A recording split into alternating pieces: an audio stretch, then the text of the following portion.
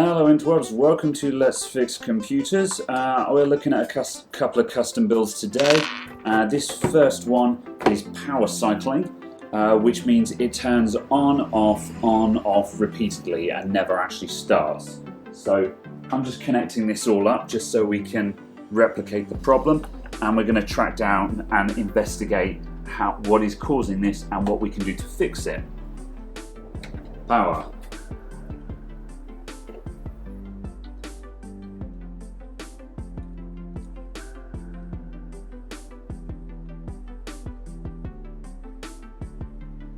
Alright, so far so good. It's not turning off. We don't have a signal yet though. There we go. There's our power off. And let's wait and see if it comes back on. Alright, there we go. There's our power cycle then. That's quite a long power cycle. Normally the power cycling occurs much quicker than this, like a couple of seconds between cycles. So, okay, we've replicated our problem then. History of the computer. The client tells me that he's just put a new CPU in. This is a 3rd gen Intel system. Apparently he did try putting his old CPU back in and had the same problem. So we don't think it's a failed CPU. Something has probably been disturbed. So let's see what we've got available. The first thing I'm going to do is I'm going to sanity check all of the connections in this computer. So let's kill the power. Now, if you're working on your own computer, I'm sure you've gone over all your cables already. I'm sure you have. However, let's go through them one more time together. And what we're going to do, we're going to be systematic here. We're going to focus on what connections do we actually need for the system to work. I mean, obviously there's a lot of connections in the computer, but which ones are mission critical? So we need power to the motherboard. So the ATX 24-pin cable down here. This is plugged in properly. There's no gap. I can't get my fingernail between the plug and the connector. That's in properly. I can't pull it out. And that's going back to our power supply. That's definitely connected. Power to the CPU. We've got that. That's also plugged in properly. And it's a proper 8-pin connector back here as well. We don't have a 4-pin going into an 8-pin or anything like that. All right, what else do we need? We need the power buttons to be connected up properly. We know the power buttons are already in correctly because the system turned on, but let's just check. We've got our power LED down there. We've got our hard drive LED. Let's check those. What are you? Hard drive LED, that's in position. The power and reset switches are correct as well. Nothing is shorted out anywhere. That's not going to be our issue. Okay, do we have any obvious things that could be shorting the system out? We've got some USBs, we've got some fans, they're connected properly. That's fine. CPU fan, that's in properly as well. The RAM looks kind of sketchy. What's going on with that? Ah, hello. This RAM module isn't in properly. I'm just going to eject that fully. This is low profile memory, which is why it's so short. Let's just push that down properly.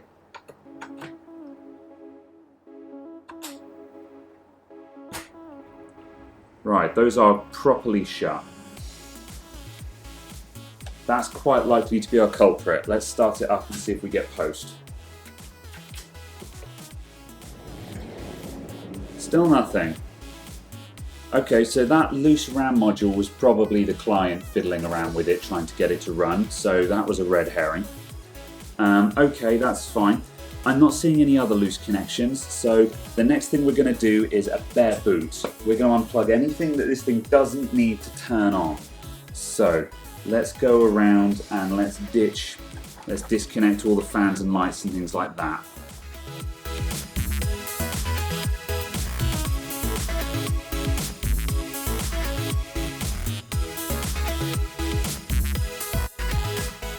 I would like to take the graphics card out. However, this system doesn't have onboard graphics output, so we need to have a graphics card connected. We'll come back to that shortly. That will be on the test list. Alright, that's our bare boot set up. Power at the back, power button. So obviously we've got no lights here, this is normal, this is all unplugged. What are these LEDs in the top left here? What is that? Oh, that's CPU phase. That doesn't help us. They're not diagnostic LEDs. Nope. Right, next thing we're going to do, we're going to swap out the graphics card with a known good graphics card.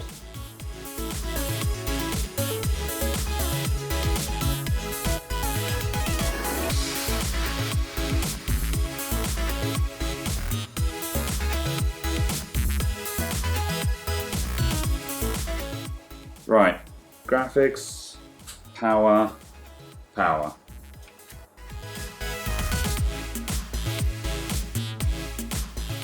Nothing, although it seems like this power cycle was quicker. So it looks like the previous power cycle was taking quite a long time just waiting for the graphics card to post or something like that. However, this doesn't help us in the slightest. We're still power cycling. Right, power off. Let's try the good old BIOS reset.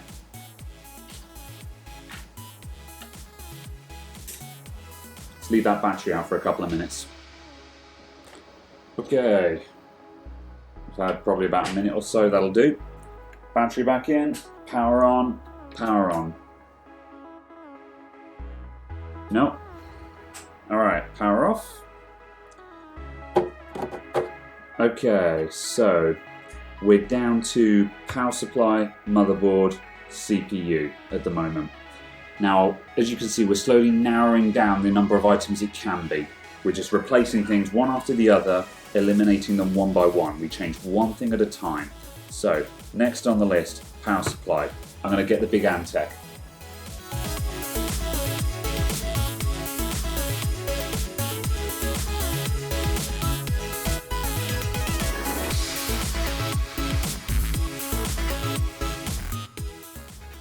Alright, the Antec is plugged in. We've got motherboard, CPU power. Don't need graphics card power right now.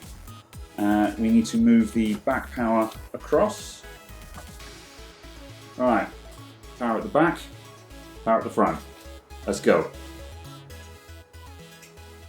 Still nothing.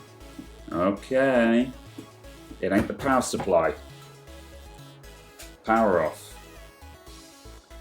Okay, let's check the CPU. Okay, let's get this cooler off so we can have a look at the CPU. I'll just plug the power supply back in since we're going to need that in a minute.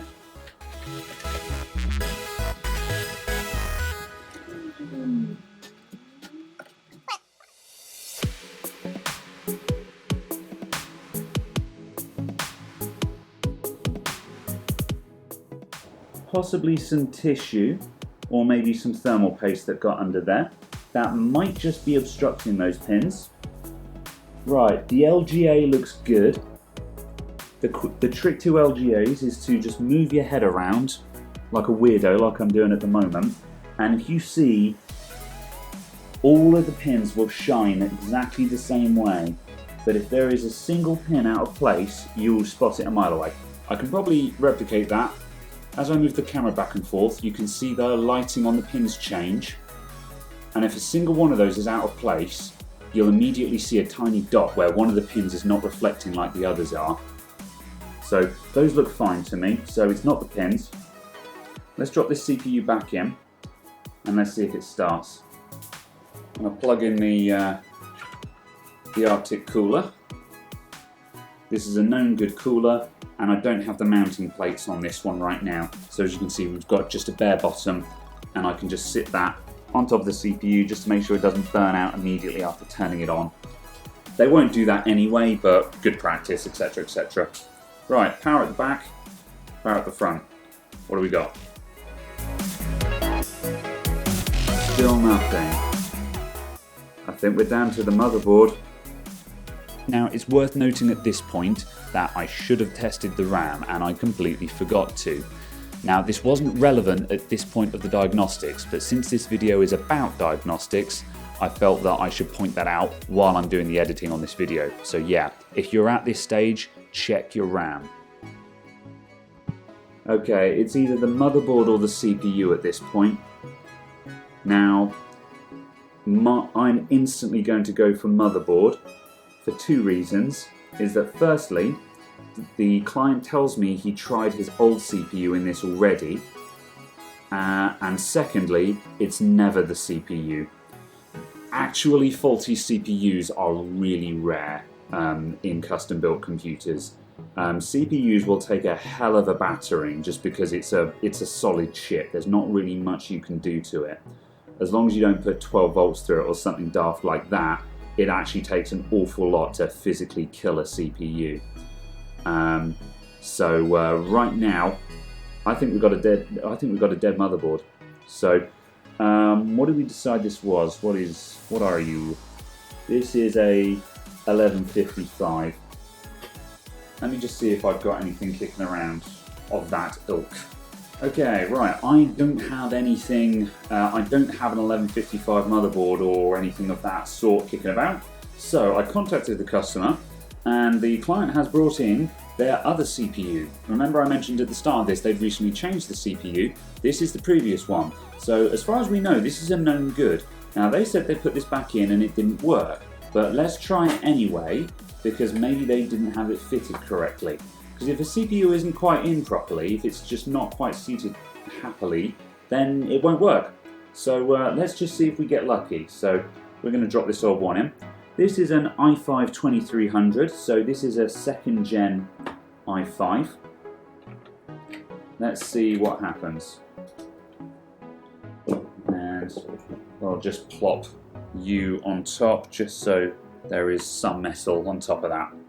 Okay, power at the back, power at the front, go! The fan's not going to spin because I haven't plugged it in. Ah, it's working! We have a post. Alright. So the CPU is our problem.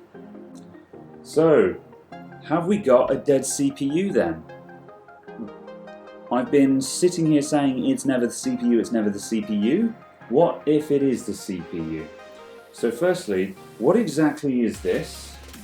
Now I thought we were dealing with third gen stuff here. However, this old CPU is a second gen because it's a 2000 series. What is this? Core i7 3770. Okay, so this is a third gen CPU, so maybe this is something as simple as just basic compatibility. So, whoops, so the chipset, we've got a P67 here. I'm going to go quickly, let's look this up and let's find out if this CPU is actually compatible. Because if it's not, then that would explain everything. Google says support, CPU support, 3770T, 3770, there we go.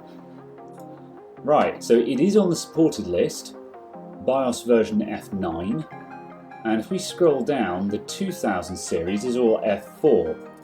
So this CPU is supported, but what's the bet that we're running an old BIOS here and it needs a BIOS update? That would explain all of this down to a T. It's simply an unsupported CPU.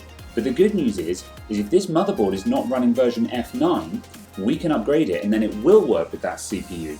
So what BIOS have we got? Let's switch back to the computer.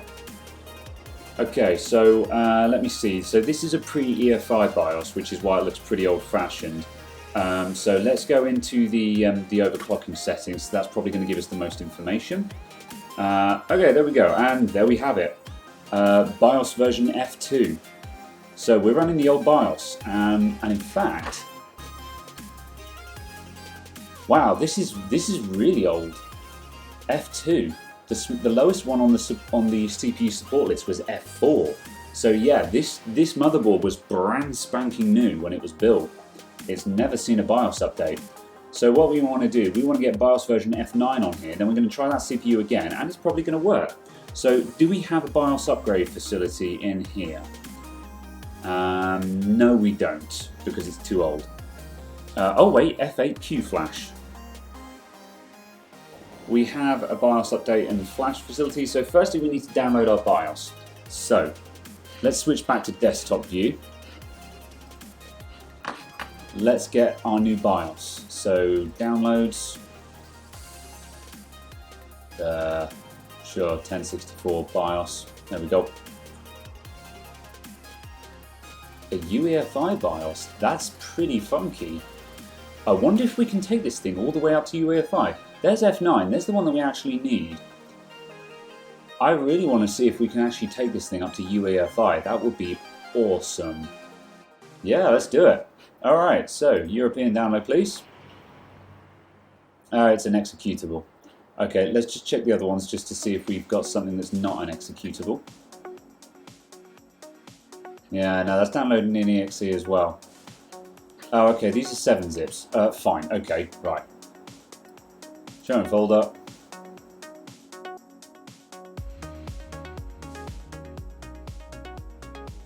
Okay, let's run that. Oh, gross, that just extracted all over my downloads directory. Yeah, there it all is. Okay, let's try that again. P67, extract. There we go. Alright, that's more useful. Okay, so there's our BIOS file. Let's stick that on a drive. I wonder if this thing will take a flash drive.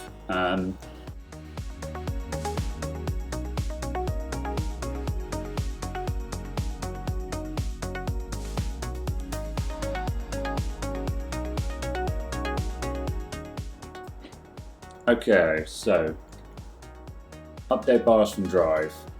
Let's see if we're lucky enough. No, I didn't think that was going to work. Okay, let's 3-finger salute this, and we'll go all the way around again and see if it detects it after a reboot. Okay, so F8 for Q flash. Yes. Update from drive. Alright, there is a drive. There's our file. BIOS ID check error. Okay. No, it doesn't like that. Fine. That was kind of wishful thinking, to be honest. Send to Corsair.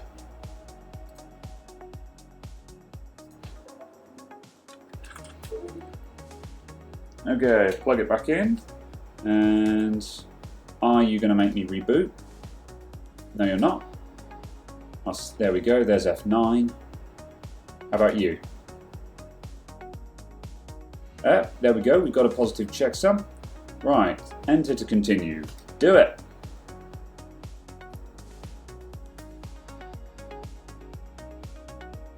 And while that does that, I'm going to get a coffee.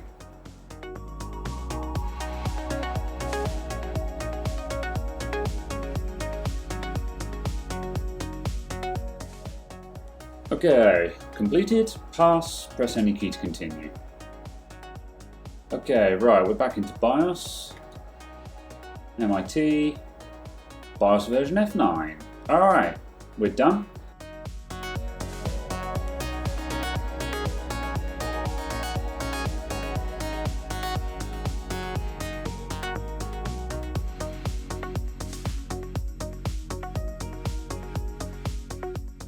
Power on. Show me the posts. So we've got the 3770 in now, and with our BIOS update, it should start. Come on. Shit. Oh, that's heartbreaking. I really thought that was going to work. Okay, power off. Let's double check everything.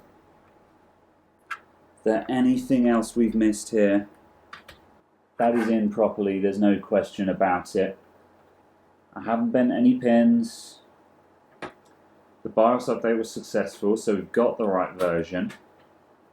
You know what, let's give it another BIOS reset as well. I'm grasping at straws here because I've got a horrible feeling that we just hit a brick wall.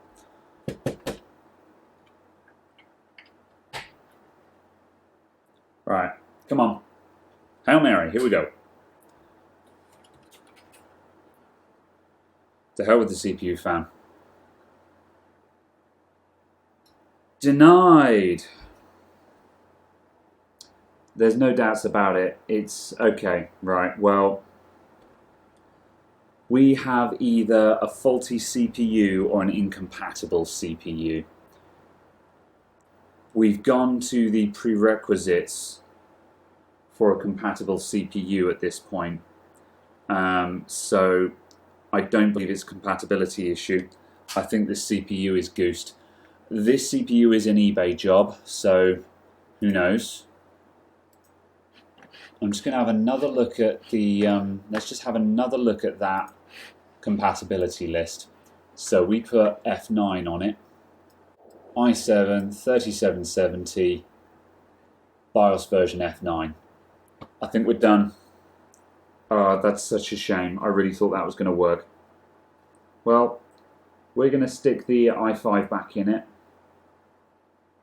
and we'll put everything back together, so at least he's got a working computer again. And unfortunately, he's going to have to send his i7 back to the from whence he purchased it, and he's going to have a think about what he wants to do next. Right, okay, let's reassemble. Such a pity.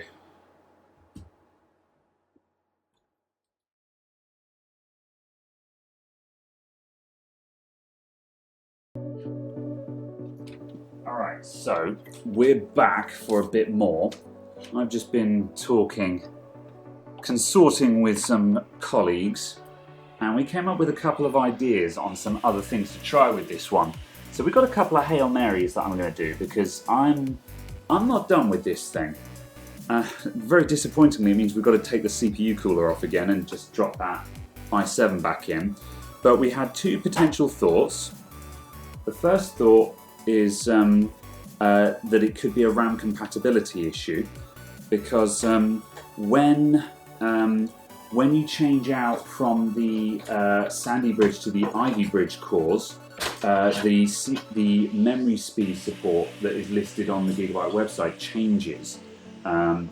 The Sandy Bridge the Ivy bridges are designed to work with faster RAM. Now, the memory modules that we've got in here, I'm fairly certain that this is 1600, which should be fast enough, but it's this weird low profile stuff, and I mean, it's Kingston, it's good quality, but just, I don't know. So we're going to try some different RAM, which is just, as I say, complete shot in the dark Hail Mary. Then the other thing I'm going to try as well is I'm going to try that F10 beta BIOS, just as one last, you never know thing. So let's put in our not working chip, and let's go for our Hail Marys. So we're going to start out with my DDR3 testing module. Now this is actually even slower RAM, so this is almost certainly not going to work, but I'm just going to try it just because I trust this memory, so whatever. Okay, power at the back, power at the front, let's go.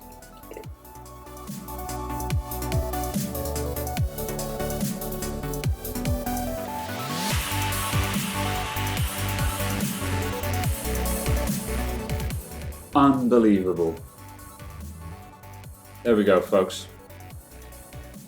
It was the RAM. So, let's investigate what happened.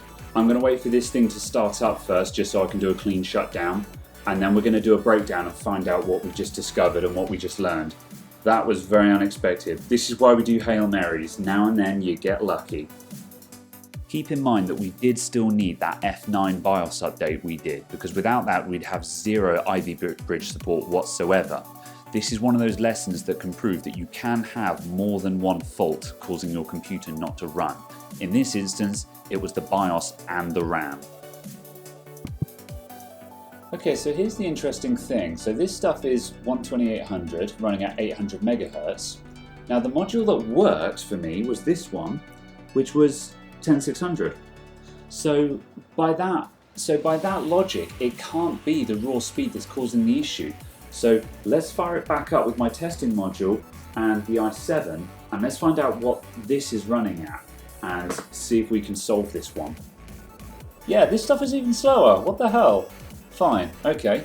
Right, so I'm going to quickly get my phone out and take a picture of that. and we're going to compare some numbers. Okay, so the memory we're running now is running at a slower speed, however it runs at the same timing settings that the Kingston memory was running at. Now we're running slightly tighter timings because we're at a lower speed, we're at 667 or 666, and as you can see on the list there, we're running 999 2433, whereas the Kingston was running looser timings because it was at a higher speed. And if you look down the table on the Kingston, you'll see that at 666 it would be running exactly the same timings as what we have now. So the next experiment I'm going to try, I've got some other memory that I'm going to try dropping in there. I've got some crucial ballistics. We're going to see if this stuff does anything for us. So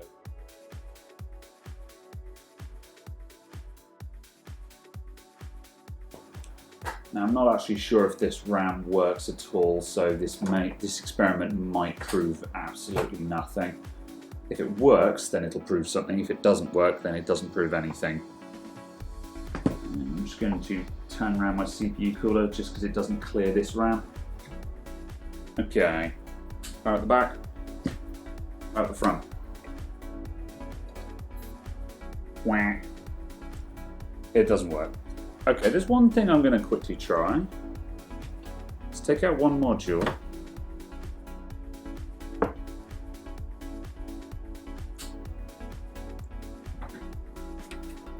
This RAM actually didn't work in my workstation recently when I tried it in there.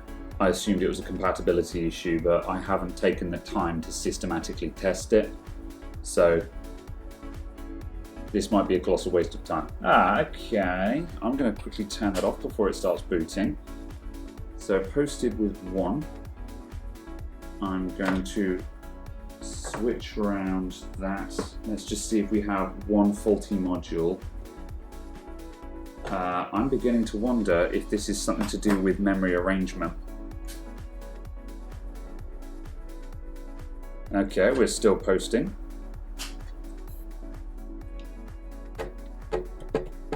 Okay, so here's something fun. Here's the Kingston, one module. We've never seen it post with the Kingston and the i7 in at the same time.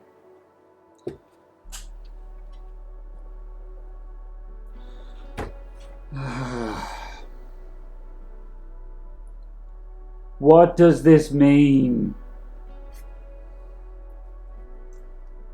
It's 10 o'clock. Why am I here? Why am I doing this to myself? Okay. We're going to let this do a clean startup and then a clean shutdown, and we're going to try the modules in some different slots. We're currently working in slot 2. Who the hell knows? Right, while I wait for this thing to start up and then shut down again, I am going to check exactly what slots I should be using, just to make sure that there's not, because this is such a rabbit hole. It's unbelievable right now. I don't even know what to make of this. Okay, so I've just checked the manual for this motherboard just to see what we can determine from that. And this thing is fairly flexible for memory arrangements. We can run two modules in slots 4 and 3. So I'm going to try 2 modules in 4 and 3, see if that works. Then after that, we're just going to do a little bit of systematic testing just to see if we just have a duff RAM slot or something along those lines. And I mean, I'm grasping at straws now. We can make this computer work anytime we want at this point. We've solved the problem, but I want to know why it works sometimes and not other times. I want to understand what the hell is going on with this thing, because this is one of the craziest rabbit holes I've been down in a long time. It's that one thing, it just keeps drawing you back in just as you think you're finished. Nothing. Okay. Once again. Alright, let's go down the slots one by one and just see what happens. We have post. Just going to unplug our hard drives just so it doesn't try and start up, and then I don't have to worry about catching BIOS. Right, we already know it works in the next slot down, so let's move down to here.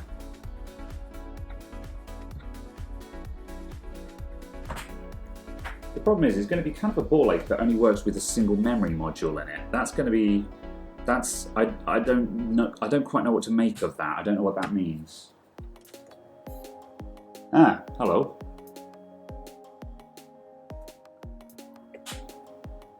Alright, so we power cycle if we have a module in slots 3 or 4.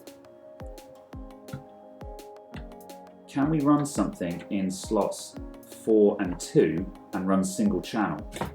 Ah, knocking my CPU cooler sideways.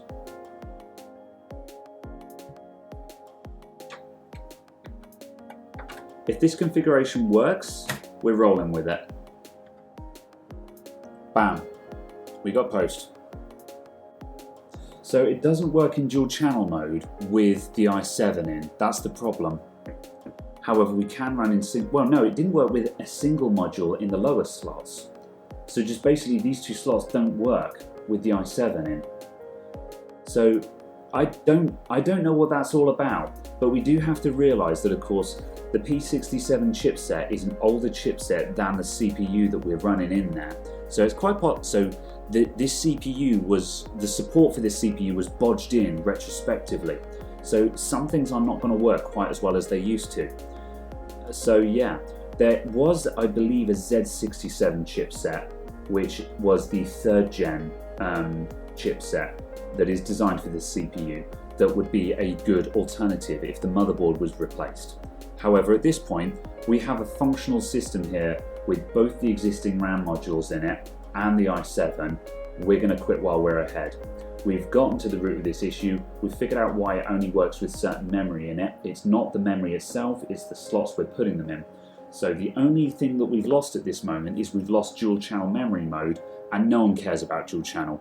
It doesn't make a realistic difference for general applications like games and stuff like that. Memory speed itself is overrated. So past that, we're definitely done. Thank you very much for watching, everyone. This one's been a rabbit hole, but we have a 100% fix. Thank you very much. I'll see you next time. Goodbye for now.